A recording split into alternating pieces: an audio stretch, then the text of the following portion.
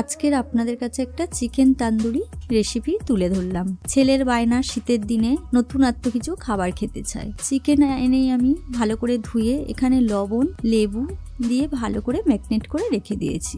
100 মতো সর্ষের তেল এখানে ঢেলে নিয়েছি। কাশ্মীরি লঙ্কা দিলাম পরিমাণ মতো। আমার লেগ পিস ছিল এখানে 4টে। আমি সেই মতো বন্ধুরা মশলা দিচ্ছি। আপনারা যে যেমন নেবেন চিকেন তান্দুরির জন্য লেগ পিস সেইভাবে মশলাটা নেবেন। আমি এখানে 3 থেকে 4 চামচ টক দই দিয়ে দেব ওই তেলের মধ্যে।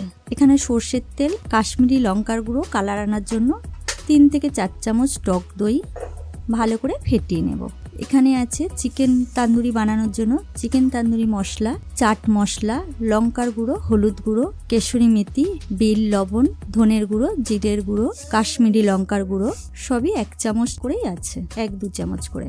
একে একে সমস্ত মশলাগুলো আমি ওই তেলের মধ্যে দিয়ে মিক্সড করে নিলাম। এখানে কড়াতে সামান্য একটু 50 মতো সাদা তেল দিলাম। তেলটা ভালো মতো গরম হয়ে গেছে। 50 মতো বেসন আমি এখানে নাড়াচাড়া করে একটা ব্যাটার বানিয়ে নেব। এই ব্যাটারটা বানিয়ে আমি ওই মশলার সাথে মিক্সড করব। দেখুন বন্ধুরা কি সুন্দর একটা কালার এসে গেছে বেসন থেকে। এই ব্যাটারটা এবার ওই মিশ্রণটার সাথে আমি মিক্সড করে নেব। ভালো করে ফাটিয়ে নিতে হবে মশলাটাকে। লেগ পিসগুলোকে এবারে মিশ্রণগুলো একে একে আমি একটার গায়ে একটা লাগিয়ে দেব। এখানেও বন্ধুরা প্রায় 1 ঘন্টা মতো ম্যারিনেট করে রাখতে হবে। 1 ঘন্টা না রাখলেও 40 মিনিট তো রাখতেই হবে মিশ্রণটা।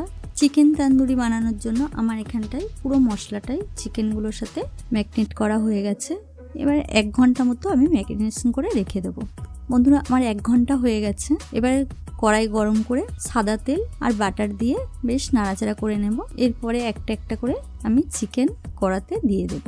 15-20 মিনিট পর্যন্ত আমার ঢাকা থাকবে। এখানে দেখুন চিকেনগুলো আমার সিদ্ধ হয়ে এসেছে। বেশ নাড়াচাড়া করে আমি ঢেকে ঢেকে সিদ্ধ হয়ে গেছে, ভাজাও হয়ে গেছে। মশলাটা আমায় এবারে নামিয়ে নেব।